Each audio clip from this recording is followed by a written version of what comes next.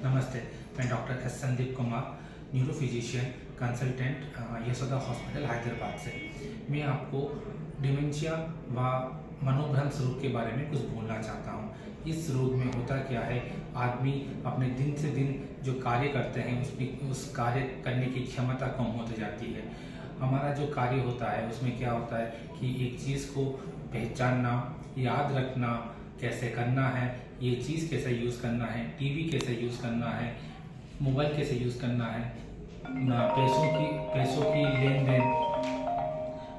की लेन देन, रास्ता कहाँ है, दायां बायां, ये सब की क्षमता हमारे ब्रेन की वजह से होती है।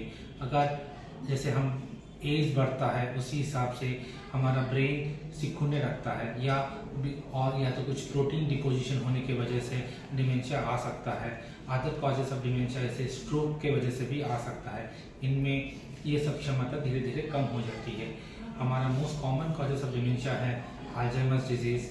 उसमें क्या होता है कि आदमी मोस्टली भूलने की बीमारी होती रहती है। आदमी भूलने की बीमारी ज़्यादा होती है।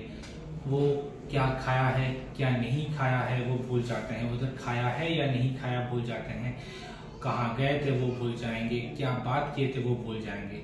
अदर डिमेंशियास होते हैं जैसे कि डिमेंशिया ऑफ लीवी बॉडी, जो पार्किंसन के साथ आता है। उसमें क्या होता है कि हेलुसिनेशन होता है। वो आदमी देखता है कि एक जगह पे कोई नहीं रहता लेकिन उसे कोई आदमी दिखाई देगा। वो रास्ता भूल जाता है, अपने घर को पहचान नहीं पाता है, वो दूसरों को पहचान नहीं पाता है, चीज़ों का नाम नहीं भूल पाता है, लेकिन उनके बारे में उसका नॉलेज रहता है। दूसरे टाइप का डिमेंशिया होता है जैसे फ्रंटोटेम्पोरल बिहेवियर डिसऑर्डर्स, फ्रंटोटेम्पोरल डिमेंशियास। इसमें क्या होता है कि एक आदमी अपने जो नॉर्मल बिहेवियर है उससे वो भटक जाता है।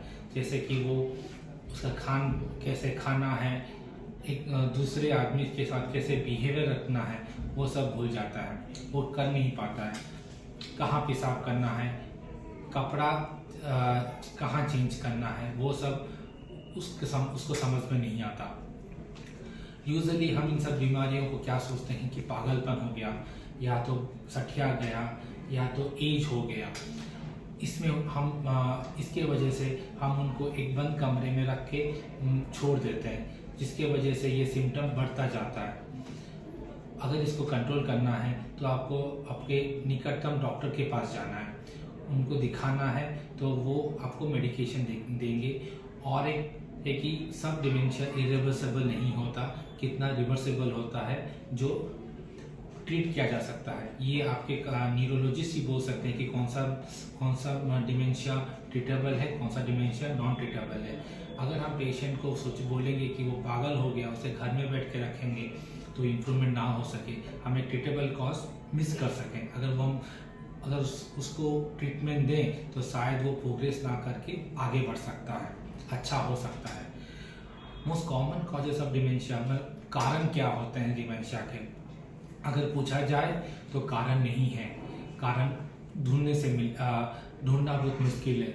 अगर ठीक से बोला जाए तो बहुत सारे हमारे जो दिन प्रक्रिया में जो काम करते हैं वो सब कारण हो सकते हैं। जैसे कि आपका शुगर हो सकता है, ब्लड प्रेशर हो सकता है, लैक ऑफ एक्टिविटी या काम नहीं करना, लैक ऑफ एक्सरसाइज, व्यायाम नहीं करना, चुपचाप बैठना, जैसे बोलते हैं खाली दिमाग शैतान का घर, उसी हिसाब से तो खाली बैठना भी आपका एक डिमेंशिया का कॉज हो सकते हैं। तो डिमेंशिया का प्रिवेंशन में क्या करना है कि आपको शुगर प्रेशर को कंटिन्यूसली मॉनिटर करना चाहिए, ठीक से खाना चाहिए। खाने में आपको दाल, सब्जी, लीफी वेजिटेबल्स जैसे कि आपका साग हुआ, आपका सब्जियां हुआ, वो सब खाना है। दारू, सिगरेट, स्मोकिंग, ये सब से अवॉइड रहना है। अंत में आपको बस एक ही चीज़ में बोलना चाहता हूँ कि डिमेंशिया व मनोभ्रंश रोगी पागल नहीं है। आप उनको ठीक जगह से ट्रीटमेंट करें तो वो ठीक हो सकते हैं।